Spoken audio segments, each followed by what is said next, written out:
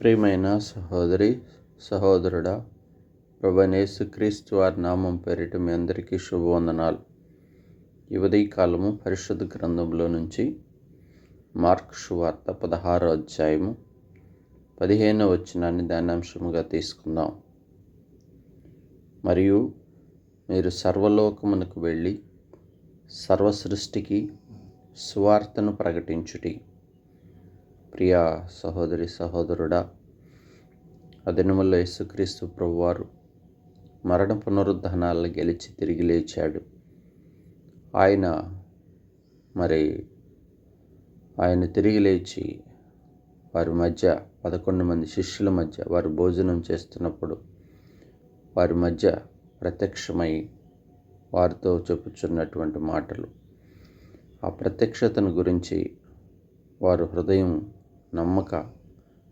హృదయం కాఠిన్య పరుచుకొని ఉన్నారు. వారు కూడుకొని ఉన్నప్పుడు దేవుడు వారి హృదయ కాఠిన్యతను గద్దించి వారితో చెప్పినటువంటి ఒక శ్రేష్టమైన ఆజ్ఞ ఏంటంటే, మీరు సర్వలోకమునకు వెళ్ళి స్వార్థ ప్రకటించుడి అని చెప్పాడు.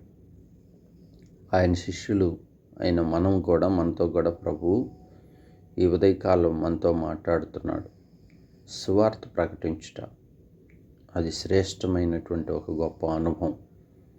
దేవుని పిల్లలమైనటువంటి మన జీవితంలో ఎందరో దైవ సేవకులు మిషనరీలుగా ఈ లోకానికి, భారతదేశానికి వచ్చి మనకి సువార్త అందించారు. వారు క్రయం చెల్లించారు. వారు ఎంతో భారం తీసుకున్నారు. కనుక ఈనాడు మనము, మన ఇంటి వారు రక్షించబడ్డాం, ప్రభుని తెలుసుకోగలిగాం. అయితే రక్షించబడినటువంటి మనము మన జీవితంలో దేవుడు మన మీద ఒక ఆజ్ఞతో కూడిన భారాన్ని మన మీద ఉంచాడు, మన భుజముల మీద. సర్వలోకమునకు వెళ్ళి అనగా మన చుట్టుపక్కల ప్రాంతాల్లో మనకి దగ్గరగా ఉన్న పరిచయులకు, సహోదరులకు, మన పొరుగు వారికి, మన బంధువులకి, మన స్నేహితులకు,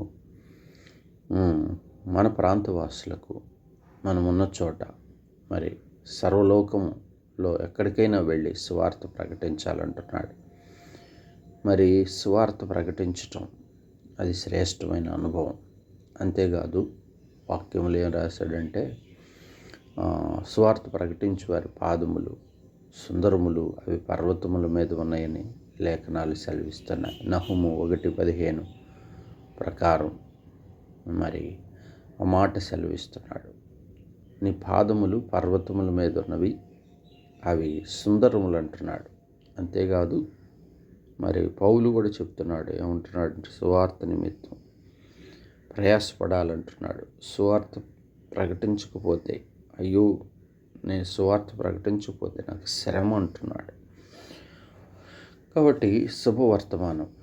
యేసు చెప్పాడు, నేనే మార్గమును, నేనే సత్యమును, నేనే జీవమునై ఉన్నానని. కాబట్టి యేసును గూర్చినటువంటి మాటలు, ఆయన పాపం నుంచి విడిపించుటకు ఈ లోకానికి వచ్చాడని, మరణాన్ని జయించాడని, ఆయన పరిశుద్ధుడని మనం తెలుసుకున్నటువంటి ఆయన సత్య మాటలను ఆయన నమ్మితే, ఆయన నామంలో విశ్వసించి ప్రార్థిస్తే రక్షణ ఉందని, విడుదల ఉందని అనేకులకు మనం ప్రకటించటం అది శ్రేష్టమైన అనుభవం. ప్రియ సహోదరి సహోదరుడి, ఉదయకాలం ప్రభు మనతో హెచ్చరిస్తున్న మాట ఏంటంటే, నీవు రక్షించబడ్డావు, బాగుంది, చాలా సంతోషం, మేలైన ఆశీర్వాదాన్ని నువ్వు పొందుకున్నావు, చాలా ఆనందింపదగిన విషయం.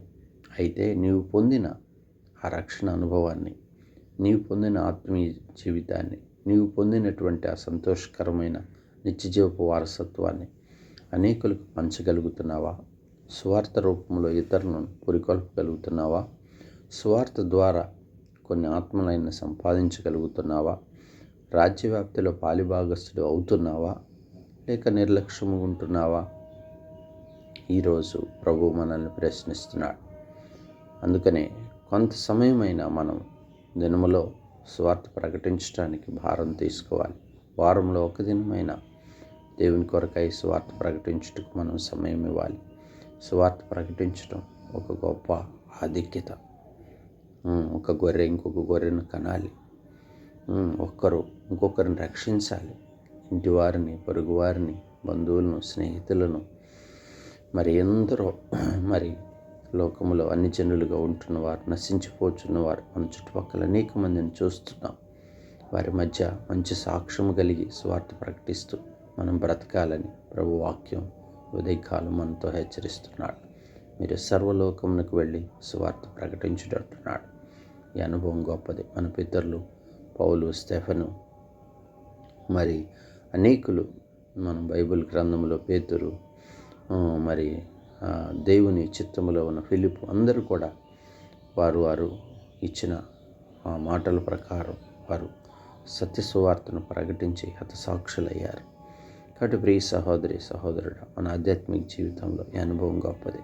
ప్రార్థన చేసుకుందాం. పరిశుద్ధుడా, ప్రేమ కలిగిన తండ్రి, దయగలిగిన దేవా, అయ్యా యువత ఈ కాలం సర్వలోకమునకు వెళ్ళి మీరు సువార్త ప్రకటించుడిని హెచ్చరిస్తున్న దేవుడు. ప్రభు, మా వంతు పాత్రగా నిన్ను గుర్చిన సత్యపు మాటలను, నిన్ను గుర్చిన సాక్ష్యం జీవితం మేము కలిగి అనేకులకు సువార్త ప్రకటించే అనుభవం, ఆజ్ఞను అనుసరించే అనుభవం మాకు నేర్పిస్తారు. సహాయం చేయం. యవన కాల బిడ్డల భవిష్యత్తును దీవిస్తురండి. వ్యాధిగ్రస్తులను స్వస్థపరచండి. కుటుంబాలను ఆధ్యాత్మిక కడుతూ రమ్మని, మీ నామానికి మహిమ తెచ్చుకోమని యేసు నామమున ప్రార్థించి వేడుకుంటున్నాం తండ్రి. ఆమేన్.